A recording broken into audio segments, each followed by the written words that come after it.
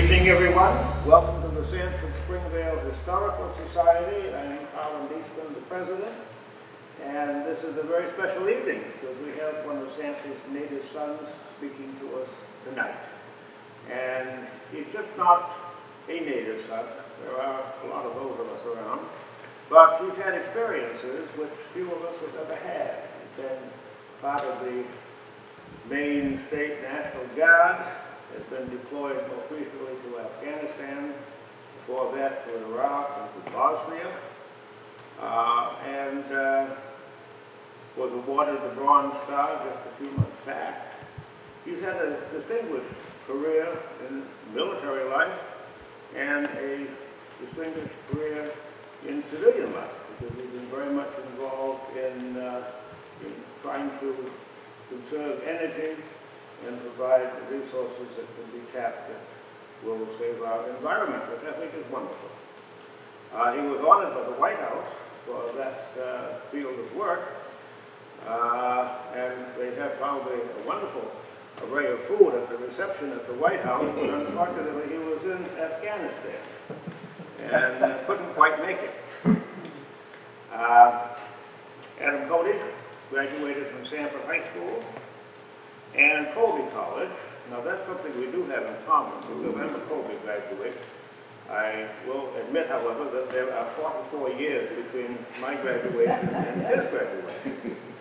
But he went on and got a law degree from the University of Maine Law School, and is going to tell us tonight about experiences that he would like to share with us. Thank you.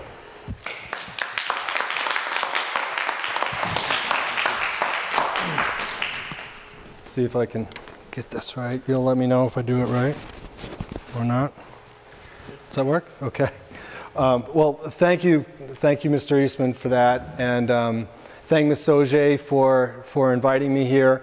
And I had to say, I told a couple people when I first got here, I'm embarrassed that I hadn't been here since this was the SSYA building when I play basketball, because I live less than a mile from here, and my kids have all been here, and they talk about what a great place this is, and I know that might be some folks watching at home. I would encourage them to come here because this is amazing. I'm going to spend a lot more time here, and I was saying, I know now why my Pepe would always call this building the town hall, because I would say, no, Pepe, the game is at the SSYA, and he'd say, no, it's at the town hall. And I said, okay, all right, you're right. He was right. This used to be the town hall, and he was right after all. It's one in a long line of things he was right on.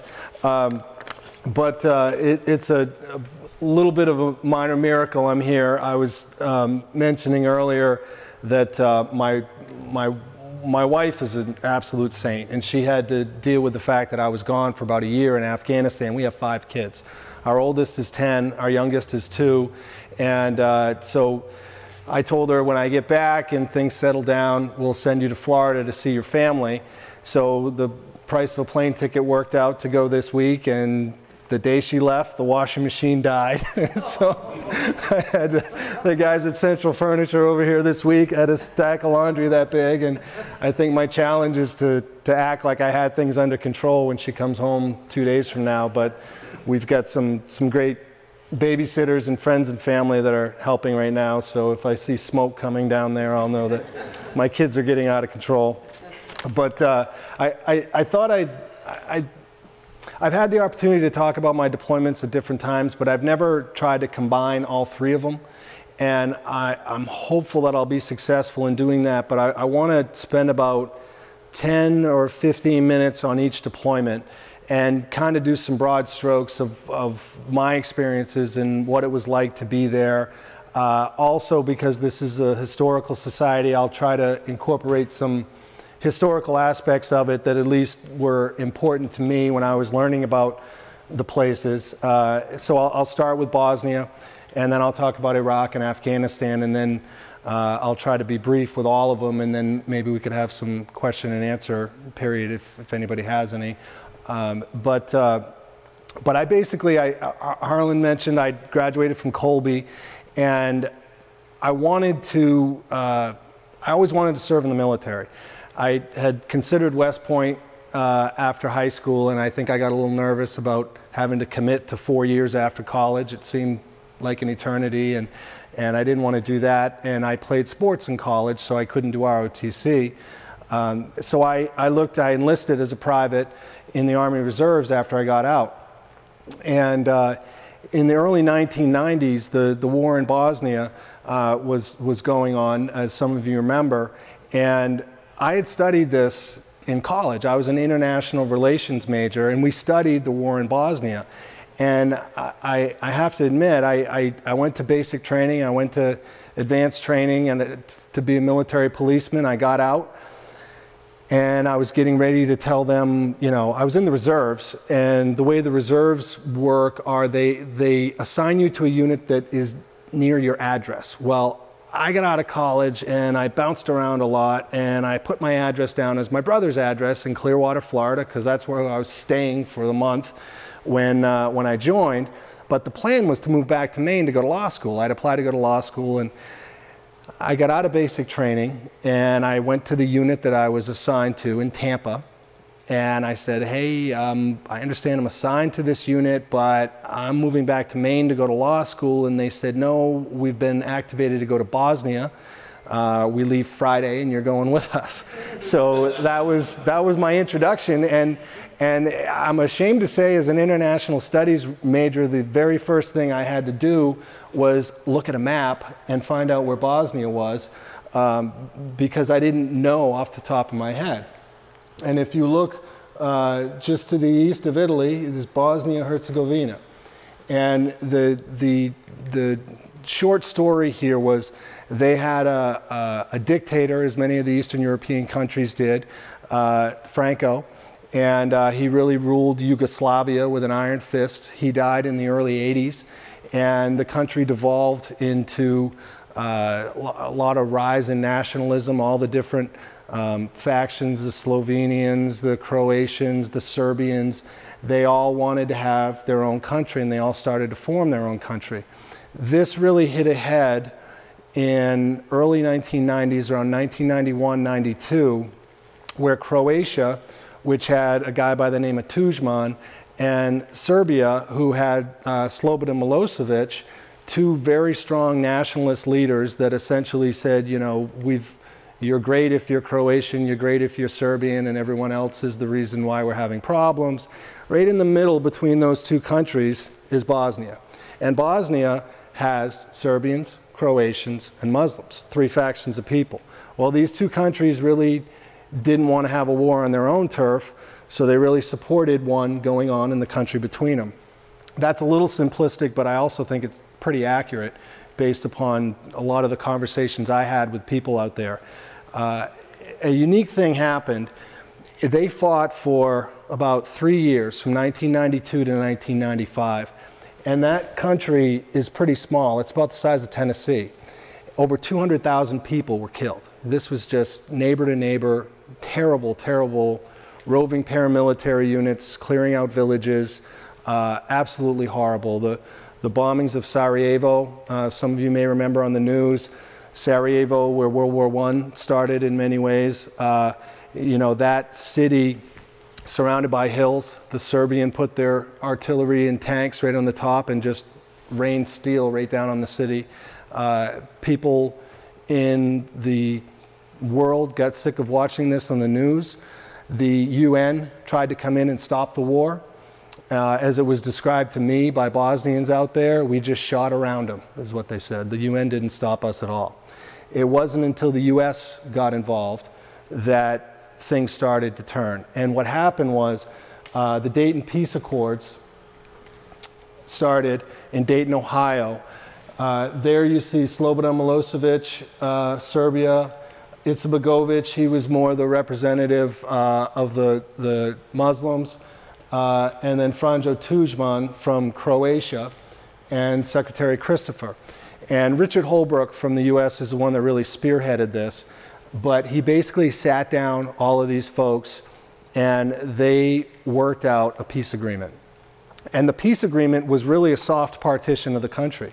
What they did was, if you look on the right, The Croatians and the Serbians took the more of the, I guess that's a maroon color, part of the country, and the Serbians took the yellow part. If you see in the top BRCKO, that's pronounced Birchko, that's where I was stationed. And it was a really difficult place. It was actually the only place in the Dayton Peace Accords that they couldn't agree who was going to get it. So they said that we'll kick the can down the road on that one and we'll have election in a couple of years because they couldn't agree on who was going to get that part. But the border between the countries are really highways, and it's kind of a natural border. And we call that the zone of separation. And when we sent the US troops in there and the other troops, one of our big jobs was to monitor the zone of separation, make sure you don't go from that side to this side. We took all their weapons and we put them in weapon storage sites.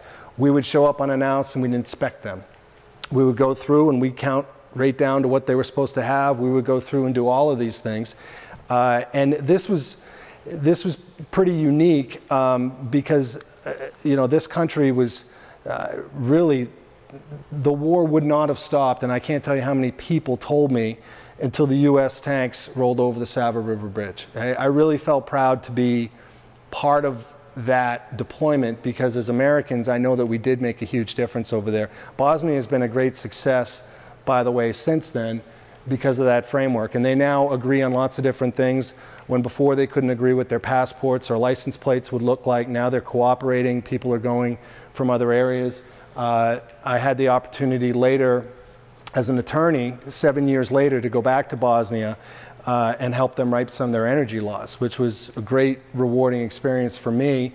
Law firm in Portland, Maine, doing energy work in Eastern Europe, and I get to go back after I'd served there. It was just a great moment, and I went back and saw my interpreter and all of those things. It was a great experience. President Clinton came out there when we were there. I had the chance to meet him, which was kind of neat. And that's me. We start on the right. We started a Toys for Tots program. It really started out as a swear jar, to tell you the truth, that we would collect money, and that swear jar got pretty big, so we decided to use the money to buy toys because we were coming in contact with kids everywhere we went. And I wrote some letters home to my mom and to several others and some churches, and they mailed us a bunch of toys, so we would go to different schools in the area and we would stop and see kids and we'd give out toys and stuffed animals and things, and that was a really good experience. So that was basically my experience in Bosnia. I returned at the end of 1998, moved back to Maine, started law school, went through law school, started practicing law, and I was living in Sanford, so I needed to transfer to a unit around here because I still had an obligation with the military. So I went to the Armory in Sanford and I said, what do you guys do? I didn't know what they did, and they said, we drive trucks, tractor trailer trucks, and I said, okay, I'll be in transportation. So I was in transportation for a couple of years while I was in law school and practicing law, and then the National Guard contacted me and they said, hey, you're a lawyer, why are you driving a truck? Why don't you want to be an officer? And I said, they wanted me to be a JAG. I said, well, I'd love to be an officer, but I really don't want to be a JAG. I'd rather go infantry because we had a pretty cool mountain infantry in Brewer, and they go rock climbing and snowshoeing, and I'd heard about these guys, and I wanted to be a part of that group. So I got a commission in 2003 as an officer and went off to infantry school, took a leave of absence from my law firm, and got back, started drilling on the weekends. I had thought my life was perfect. I'd practice law during the week. On weekends, I'd go rock climbing and snowshoeing and all of these things. I showed up for my unit in Brewer for my very first drill, and we're at a formation, and the commander comes out, and I have my own platoon, and I'm standing there ready to go, and he said, I want to see all my infantry officers who had been to infantry school, which I just had been, and he said, I want to see all our engineers. We had a squad of engineers that used to blow things up. So they called us all in, and Cote came first alphabetically, so I was the first one in, and he said, I don't know what to tell you, Cote, so I'm just going to read your orders. He said, you have been involuntarily cross-leveled, a term I'd never heard before, but kind of stuck in my head. involuntarily cross-leveled, okay. From the infantry to the engineers, and the 133rd Engineers have been activated to go to Iraq, and you report to them next week, and you'll be leaving for Iraq in another week. So that was my first time as a platoon leader, and I couldn't believe it because I didn't have a background in engineering at all. And the only thing I knew about engineers in the Army were they build things or they blew things up, and my first question was, which do they do? And they said they build things. I said, okay, that's a little safer. I like that. That's good. But I came over, again, I went to look at a map to see where we'd be going. And this was a big activation in Maine when they activated the 133rd Engineers, because it had been the largest activation of Maine soldiers since World War II. And there were about 2,000 soldiers in the Maine Army National Guard. 600 of them are in the 133rd Engineers. So we're fully over 30% of the Maine National Guard. It's about 650 of us. So when we deployed, it was a big deal. It was big news for the state. And the reason they pulled me and a lot of others, they had vacancies. And a lot of their vacancies were in their junior officer positions. So one of the ones they wanted to pick right away were infantry officers. They figured if they're going to a combat zone, these guys would help. And so I looked up, I found out we were going to Mosul, which if you look is in the north, right up the Tigris River. And I looked up Mosul. And for those of you that are biblical scholars, you'll know that Mosul is built on Nineveh. And Nineveh is from the book of Jonah. And if you remember the story, God told Jonah, go to Nineveh. Jonah said no. God said, go to Nineveh. Jonah said, I don't want to go there. So he headed to Tarsus and then got swallowed by a big fish. And finally he learned his lesson, so he went back. And I remember hearing that story when I was a kid and wondering, if God tells you to go somewhere, you know, you should probably go. But when I got to Mosul, I know why Jonah didn't want to go there. It's not a great place. It's a city of about 1.2 million people. It's a big city. And our base was right in the middle of the city.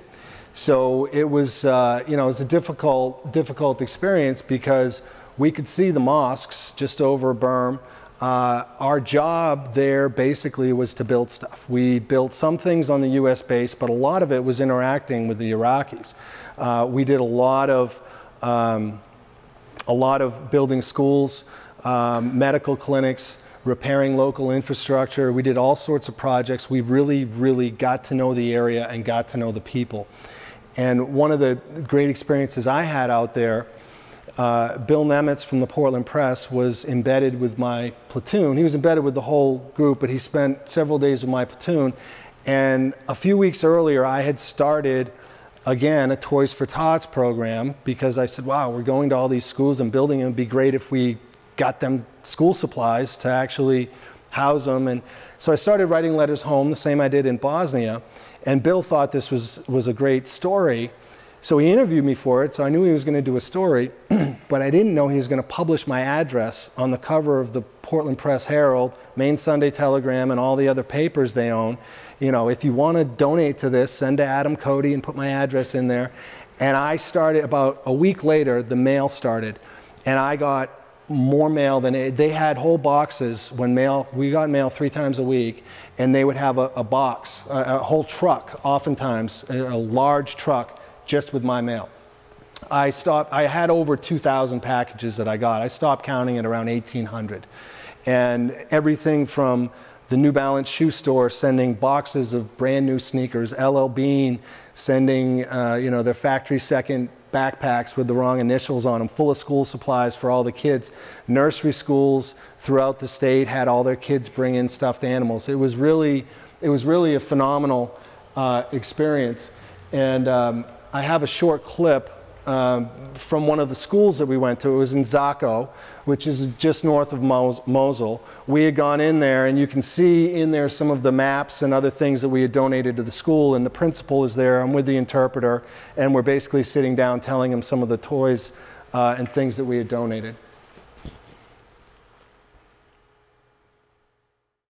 the things we brought were donated from people back in America that wanted to have some things for their school and some things to help them get started. اللي عم تشتغلي هاتيا همي تبرعات اللي خلقي أمريكي بو خلقي كردستاني وهناك تجيبوا مدرسين أبو طلبنا. أم سوباسورتين سوباسيرمن أرسي وان هجابن وجدل دلتي بخيراتواتين وجد خوشمي وسفر زمايا سوباسورتين دل سيداي. Appreciate your help for being here and also your US people and also the mayor of Sanford for his help on us. The thing I learned there, I made a mistake the first time we went to a small village. We showed up with a truckload of toys and we weren't organized. And if you've ever seen some of those movies where, you know, aid workers are coming and people are just pulling stuff out, I mean, it was like that. It was scary and it was not enjoyable at all. People showed up around the truck. Kids started taking stuff and pulling things, and we were basically pillaged. It was a bad experience. So I learned from that very quickly, and plus I learned that in these villages there is a local that is typically an elder who's in charge, and they would like to remain in charge, and you're sort of undercutting them when you're showing up and acting, you know, like their benefactor. So I learned from that, and what I did was I started going to these small villages in advance, and I would ask to speak with the village Mokhtar, who's the senior elder, and I would ask him, tell him what we were trying to do and ask for his help and ask for his blessing, and he would give it, and he would go through and he would introduce me to all the families. And we would write down, okay, family with 5 kids, boy age 3, girl age 2, you know, all of those things. We'd write it down in a list, and then we'd go back to our big warehouse and we would set a box for family number 1, a box for family number 2, and we would do all the families in the village. Most of these villages had between 15 and 50 families, and we would deliver it that way, and we would have the village elder go with us to sort of, you know, show that he was involved in doing this. Later on, we got even better at it. We decided to give it to the parents. And this came from somebody, we had a website at the time, somebody from Maine actually wrote to me and she said, I love to see all the toys you're giving out. You might want to think about having the parents give it to their kids because they haven't had the opportunity lots of times to do any of this. So we did that. We would give it to the parents and we would step back and let them, you know, give a kid a stuffed animal for the first time. So that was really great experience, and to see how excited these kids were about getting things like shoes was really incredible. This is a little longer clip. It's about 2 minutes. This was a school we built in northern Iraq at this village. The story behind this village, I talk a little bit about it in the video, but the story behind it, there was a US soldier who was stranded. His vehicle broke down, and this village took him in and kept him protected and was able to get him back. So one of the things we were doing to reward the village, we went in there. My platoon was attached there for a month and a half. We lived with these folks, ate with them every day. We built them this school, and then we outfitted it. And this video was taken, unfortunately, the Army shot the video by just showing my face, answering questions, because for security purposes, they didn't want to show where it was, because there were a lot of you know, reprisals for people dealing with Americans at the time. Yeah, this is Hamzan village in northern Iraq. We came here about a month ago. Our job was to rebuild the school that they had. The first school that they had was a mud and straw hut, basically out of only 2 rooms. What we did is we tore that down, completely rebuilt the school. It has currently 3 classrooms, an office. It's the only place in the whole village that has indoor plumbing and electricity. We just announced today that we also purchased a generator for them that'll provide electricity for the whole village. And we also gave them a 20,000-liter water tank, repaired a lot of their plumbing and their roads.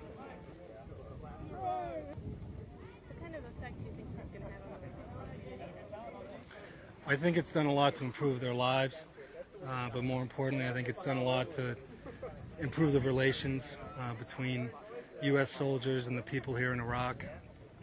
They didn't know a lot about us when we got here, and we didn't know a lot about them. We spent every day with them for about a month. They welcomed us into their homes. They fed us. They would give us chai when we were working, and they helped us. We learned a lot about them. They learned a lot about us. It was just really good for relations, and it's also good to improve their infrastructure here. They've had a lot of problems in the past. This village, actually in 1988, Saddam's army came here and killed a bunch of the farmers here. It's also been the center of some fights between the PKK and the KDP in the past, and seen a lot of violence, and it's nice to see that things are turning around for them. There are 17 families in the village and over 40 kids. I believe it's 43. They've said that since the school has been built, there are other families that lived here before that may move back now because they don't have schools either. How does it make you feel to be helping all these people? Well, this is what we wanted to do when we knew we were going to get activated. This is what we do best. We're combat engineers. We build things, and it was nice to see that we can actually do something to help improve this country. And this is going to be something when we return home, we'll know that, you know, we really contributed to help improving this country and rebuilding it.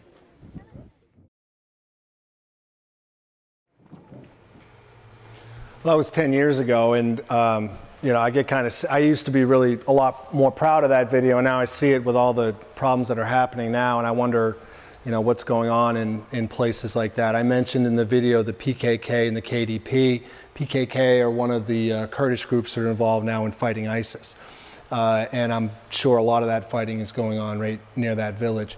So that's you know, that's really unfortunate, but that was really a phenomenal experience that we had, really the highlight of the time. And it was about a month after that we went back down to Mosul. The Red Sox had won the World Series for the first year. We were able to watch the games in the middle of the night. Great experience there. That was a dangerous deployment, by far my most dangerous deployment. We had 4 soldiers in our battalion that were killed. We had over 50 that were wounded. It was, you know, it was very difficult. It was very scary, terrifying experience to go through at times, and also very rewarding. So fast forward a few years, I had been promoted to captain, still practicing law,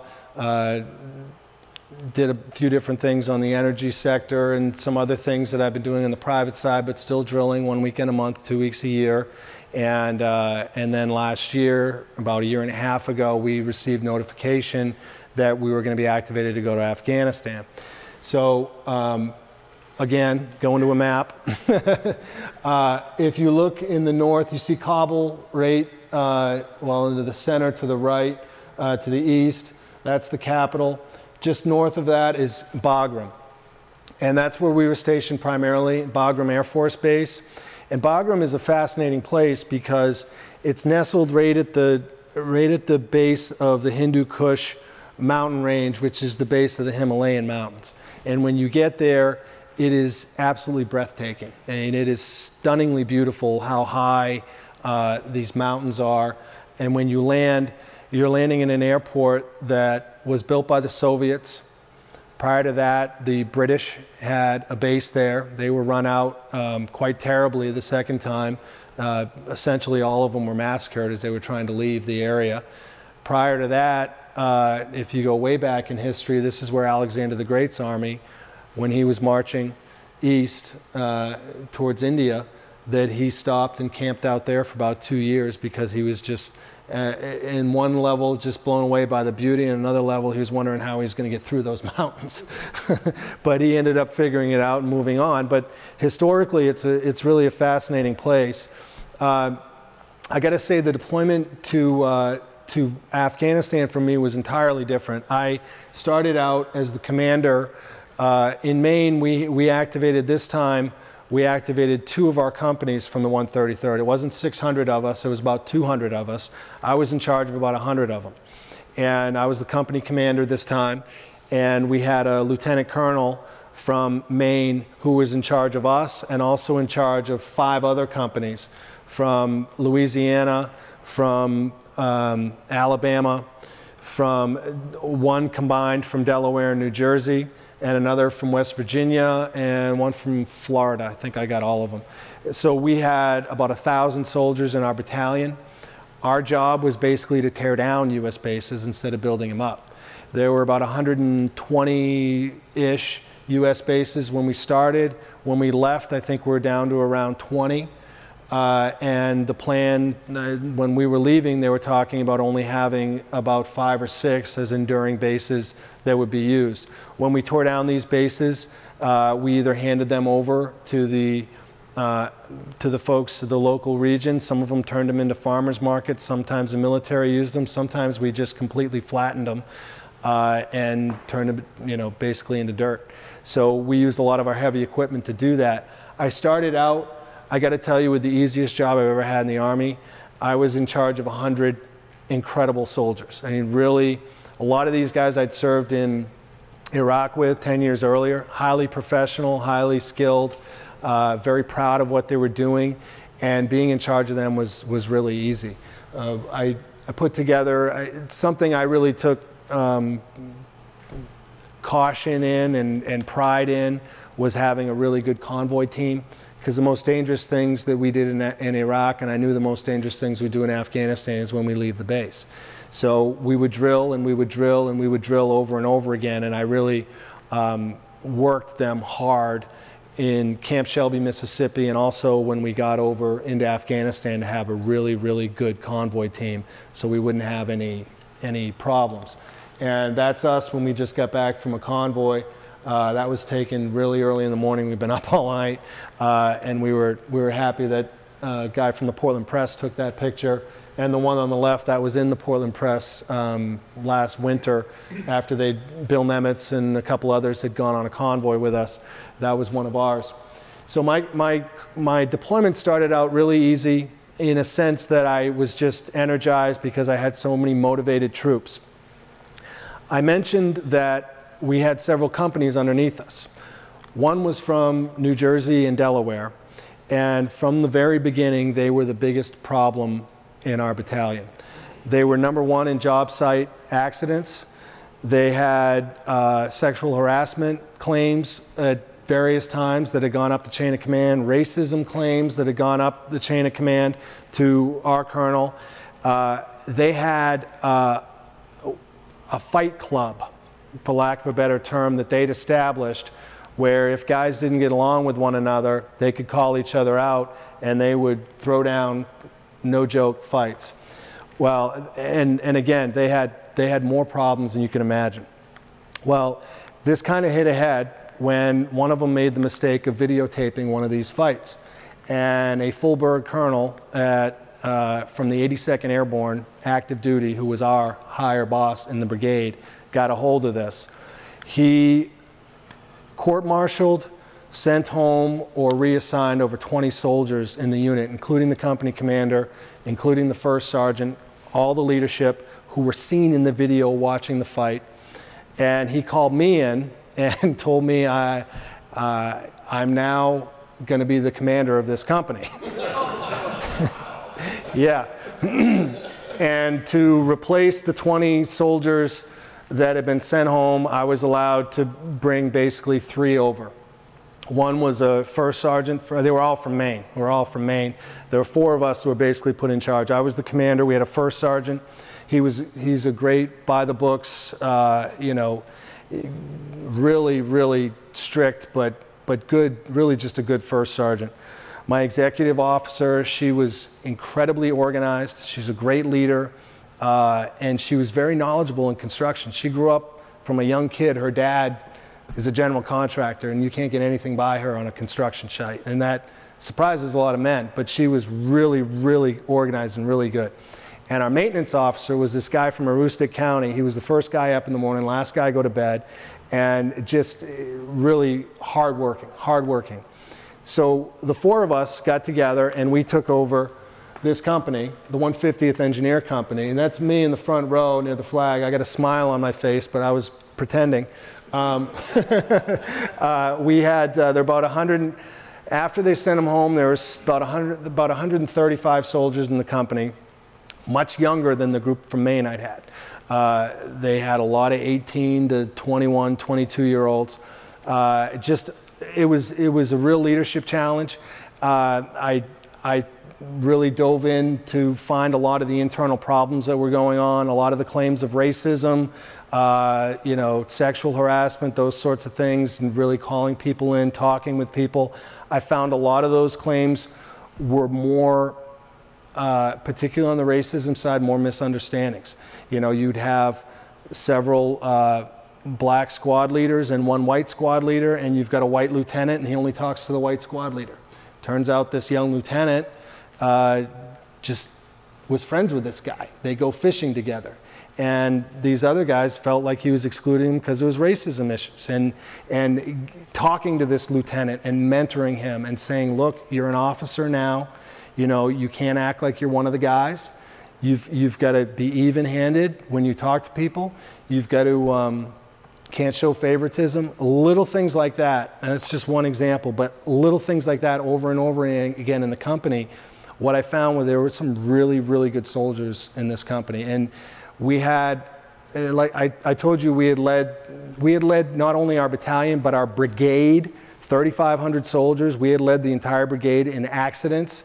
We had an accident the day that I took command. We knocked out half the power in Bagram Air Base and did not make a lot of friends in the Air Force when they had to cancel flights and all sorts of things. One of our guys had knocked it in. That accident that day was the last one we had for the rest of the deployment. We really paid attention to safety. We would have, you know, people organized and everything else. So, you know, I was really proud of the work that these guys did. And I think when they came home, they really had their head held high, whereas halfway through the deployment, I don't think they were feeling too good about themselves. And a lot of it's just from hard work and having them understand that there were, you know, I basically told them, for those of you that are hard workers and really good soldiers, which I think most of you are, you're going to really like me as a commander because I'll trust you. I'll give you the ability to do things. But those of you that are skating by, you're not going to like me at all because I'll send you home. I sent home about 3 soldiers in the first week that we started, and they couldn't believe that I was ruining their career, but I never had any problems after that. And really they shined after that, and this was a lot of the work that we did, and a lot of the bases that we would go to.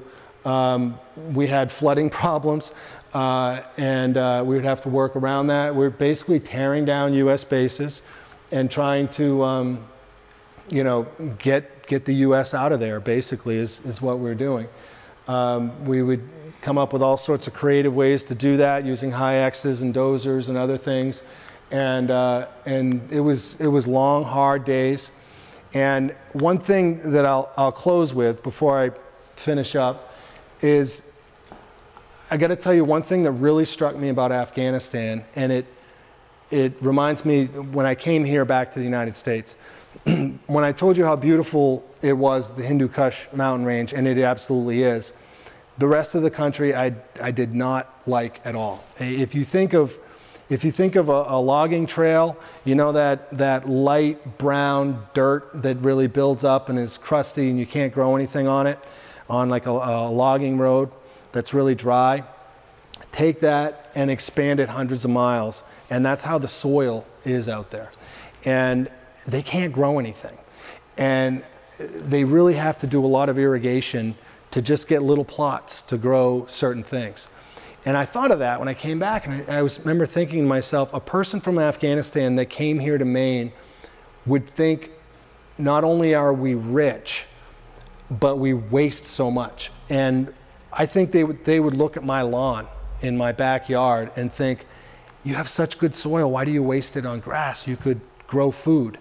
You know, it's just a different mindset out there because they don't have the natural resources we have, the stuff that we really, really take for granted. And I'm not talking about Wi-Fi and the internet. I'm talking about carrots and potatoes and things you can grow and eat. And they can't do that out there. And it makes such a difference in the way that they live and in the lifestyle. So I got home this July, and that's my wife. That's Big Mike right there, the smallest one, he's 2. That's Audrey, she's 8. Mia is 6. Anna on the left wearing my hat, just turned 10 last week. And that's Adam Jr., he's 5. He had to take me first. But that was my homecoming, July 2nd. And that was my snapshot of my 3 deployments. I'd like to open it up to questions. Did I stick to the timeline at all, or did I go over? Probably went over. Perfect. Really? Yeah, you're lying. Yeah, Paul. What do you think was the, did you notice any particular change in what the Army was telling you, between Bosnia and Afghanistan? Or was there always, were they always projecting the same thing, just do your best?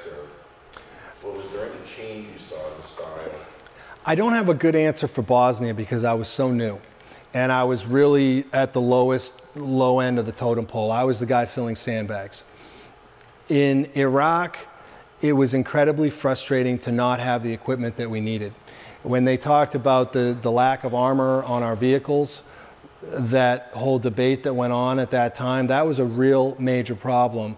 And I noticed it because I was in Bosnia 9 years before that, and we had up-armored Humvees in Bosnia, and we didn't have them in Iraq. And we used to have to get sandbags and fill them up on the bottom. We would go into junkyards with welders and tear down Iraqi T-72 tanks to get the steel to put them on our vehicles. And then halfway through deployment, that's when this whole debate started, and they rushed out a whole bunch of kits. We called them Mickey Mouse kits because they really weren't worth much. They added steel to our vehicles. But if you take a Humvee vehicle, which is what we were driving in, and you add 1,200 pounds to it, you may add some by the way of stability, but you lose mobility. You slow down a lot. One of the things that we would do to avoid IEDs is we would drive crazy. We would swerve in the roads. We would wave under intersections. We would go down one-way streets. We would do things like that because somebody is at the end with a little buzzer trying to blow off an IED, and it happened quite frequently. So when you have mobility, that's one of your assets. And when you lose that, it slows you up. So I really felt like we weren't set up for success in many ways out there, and it wasn't anticipated what we were going to encounter. I got there after we'd been there a year, and the insurgency was really rising, and it was getting bad. It got worse and worse and worse when I was there. There were I've thought about this before, and I've said this before, but we talk about the word courage in this country a lot, and we'll throw it around for somebody that quits smoking or leaves a violent relationship and all things that are admirable. But real courage, I think, is to do something that you could really get killed for, but you do it anyway because it's the right thing. And they were seeing people when I was out there that were getting killed for running for office. And that's regularly. Quite regularly. Our barber was killed. He stopped showing up on our base, and he had been killed for dealing with U.S. troops. And this was a hornet's nest out there, and it was getting worse throughout the course of my deployment. And I don't think that our policymakers, our military, whoever you want to call it, looked at that. With Afghanistan, it was entirely different. We were already, I know lots of people who had very difficult deployments in Afghanistan. I didn't because we were on sort of the tail end of it. We didn't face any casualties when I was in Afghanistan at all. We received, the technology was the huge difference that I saw, the difference in the U.S. military. When I was in Afghanistan, we would regularly receive mortar attacks or rocket attacks on our base, and they would just start falling. And you had no warning about it. You would have to find a place. In Afghanistan, I got there, and they had this loud speaker said, "Incoming, incoming, incoming." It would go off throughout the whole base. I couldn't believe it. It was like this computer voice. And you had about 20 seconds, which actually is quite a long time to get to cover. And a lot of times they'd shoot it out of the air. You'd see this little, looks like a Gatling gun, come up, brrr, shoot it right out of the air. Wow, wish we had that in Iraq. And the vehicles, they're called MRAPs. And you've probably seen them on the news, but you don't see U.S. troops in combat zones riding Humvees anymore. They're riding these big vehicles that sort of like tanks. Like in that picture that I had, we were standing out front of one. And you feel like you're in a sardine can. And you sit there and you just go through. You can't see anything. I mean, the glass is about this thick. And they've got all these whiz-bang things on there to identify IEDs and do all of these amazing things. And the technology is absolutely amazing. When I went, it's annoying on some ways, though, because the Army is using the 3,000-mile screwdriver to try to fix every little problem from the highest level. And I'll give you a quick example. I led over 100 convoys when I was in Iraq as a lieutenant. The most that I had to brief somebody higher than me was I would tell my company commander, we're leaving in about 10 minutes. You know, he'd say, you got everything you need? Yeah, we got everything. Well, good luck. It was one of those type of conversations. I did my research. I would go, you know, look at the maps and I do this stuff, but I was mostly doing it at my level. And most of the guys would do it at their level. But when we were doing convoys in Afghanistan, I had to get on a video teleconference with a full-bird colonel down in Kandahar at the bottom part of the country and brief him. I wasn't even leading the convoy. I was a captain. I was having my lieutenants do it. I had to give him a 30-page PowerPoint presentation on a convoy we were doing that was about 30 miles. And he asked me, at one point, he kept asking questions of me until I didn't know an answer. And he asked me a question, I knew it, and he starts drilling down to the privates and whether they changed the batteries in their, you know, things, and yes, and well, they're going to be arriving at 2 in the morning at this base. Have you checked if the chow hall's open? These guys might want some soup. And I'm thinking, are you kidding me? It was at the point of micromanagement where the Army, you know, in many ways it's good. People are safe and they're doing things, and on one level it's sort of crazy. And they're very safety conscious right now in many ways, because the colonel told us before we left, the move that we're doing out of Afghanistan right now is unprecedented in U.S. history or logistical history. There are no ports there. They've got to fly everything out, which is enormously expensive, which means they're not flying everything out. They're destroying some things, they're tearing some things, lots of things are being wasted. But he said, if we screw this up, there are going to be volumes of books written about it, like they did in Vietnam when they were pulling out of Vietnam, and they had a lot of problems there with the embassies and people throwing Huey helicopters into the bay and all of these things. He said, if we do it right, nobody's going to even think twice about it. And so I think we've done it pretty well, but there's been a lot of micromanagement. So, other questions? Yes, sir. Our involvement in Afghanistan has accomplished anything?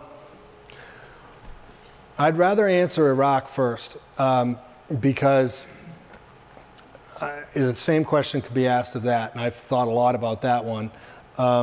I've been incredibly frustrated with the whole situation in Iraq, and this isn't a new development for me. I was frustrated when I got back. One of the things that I said immediately when I got back, because I'd served in Bosnia, is I thought that we were making a huge mistake in Iraq, because we were primarily trying to reach a military resolution without the policy framework required to know where we were going to end up. And I thought that Bosnia was a good blueprint for that. If you remember when I was describing Bosnia, you had a country in the middle, you had 2 countries on the side that wanted to start a war, and they did. You had 3 factions of people in the country, you had roving paramilitary units, and you'd hear people say, oh, they've been fighting for years, they've been killing each other, there's nothing we can do. Fast forward to Iraq. You've got Iran, you've got Syria, you've got Turkey, you've got these other countries that border it, all these things going on, all these internal struggles. You've got the Shia, the Sunni, and the Kurds, 3 factions of people, roving paramilitary units, disorganized. And again, everyone says they've been fighting each other forever and there's nothing we can do. Well, what did we do in Bosnia? We got these people down at a table and we said, this is how you're going to divide this up. You've got to reach agreement on some things, because our power lines run from one end of the country to the other. You've got to agree on some things like that. You've got to have a zone of separation. We'll patrol it. And you've got to create your own what they did was sort of, if we remember from U.S. history, the Articles of Confederation that we first had before we had our Constitution, that was more decentralized. It put more of the power to the states, and that's sort of the power structure that they had in Bosnia, and it worked there. They needed to have a weak central government because they couldn't agree on anything. They didn't do that in Iraq, and they should have done that in Iraq. And what has happened is it's devolved into a civil war, which, for lack of a better term, that's exactly what's happening right now. And these borders are going to be established one way or another. And they could have, should have, and maybe they still could be done peacefully through some sort of negotiation, but it hasn't been that way. I think that both administrations have really screwed that up. And both Bush and Obama have screwed that up, in my personal opinion. And I think that I think it's because they've been focusing on the military rather than focusing on the policy aspects of it. With Afghanistan, I think it's too soon to tell. It's a different place there. I definitely think that we needed to go out there immediately. How it's going to end up now, I honestly don't know. I think a lot of it depends on India and Pakistan, who are both interested in having that be a power base for them. Historically, they have been, and they're already over there trying to assert their influence, and the Chinese are as well. And they'll continue to do that. The big question is how long they do it for, because there aren't a lot of natural resources there, and strategically it doesn't have the same advantages it used to. Afghanistan doesn't. So maybe I don't know why they're going to continue with it. I hope it isn't. I hope it wasn't a waste of time and money, but I don't know the answer on that. What do you think, Harlan? Oh, go ahead, sir. A different subject. Oh, sure. In Bosnia, the Croatians, the Serbians, and the Muslim, what ethnicity were the Muslims? Are the Muslims? Excuse me. They're from the Balkan area, but their religion is Muslim. When their divisions were, their ethnicity, from what I understand, were similar. The Serbians were from the more traditional Christian, Russian Orthodox type church, and they all spoke Serbo-Croat, but their alphabet was Cyrillic. The Croats are more Catholic, and they would have more of the Latin alphabet like we had, although they would speak the same language. The Muslim is primarily religious, and I did see much more of a I guess a Middle Eastern. When I was in Bosnia, you wouldn't wear the madrasas or any of those things. That you wouldn't know somebody was Muslim or Croatian or Serbian by knowing them. Some of them would claim they could tell. They could tell by the last names, for example.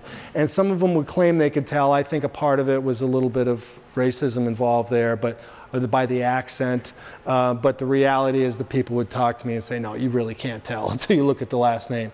But there is more of a Middle Eastern influence now in Bosnia. When I went back to Sarajevo in 2003, there were large mosques there that weren't there when I was there before, and I guess they've been paid for by the Saudis. So they've been trying to, get their influence there. If there was a downside in Bosnia, I think it's been a huge success story, but if there's a downside, it's a lot of the over-involvement from a lot of the NGOs and a lot of the other foreign governments. Everybody wanted to be the one that saved Bosnia. The Canadians would come in out with a white paper on what they need to do, then the Americans would, and then the UN would come in and want to solve literacy, and a lot of wasted money, and a lot of money from like the Saudis would come in and say, we've got to really support our Muslim brothers and sisters, and you'd see a lot of that, but it's also in many ways been successful, I think. Other questions? In that village in northern Iraq that you lived in for a while, was that 100% Kurds? Kurds? Mm-hmm.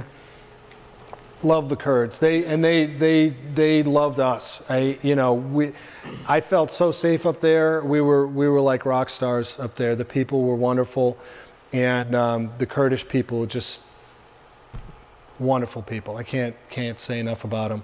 We would go into the villages there, and they were so nice to us, felt completely safe. And then you would go south, and just north of Mosul is where the Kurdish area ends, and then it gets ugly. You got to watch wherever you go. Again, most of the people were wonderful, and I don't want to act like they, give the impression that they weren't.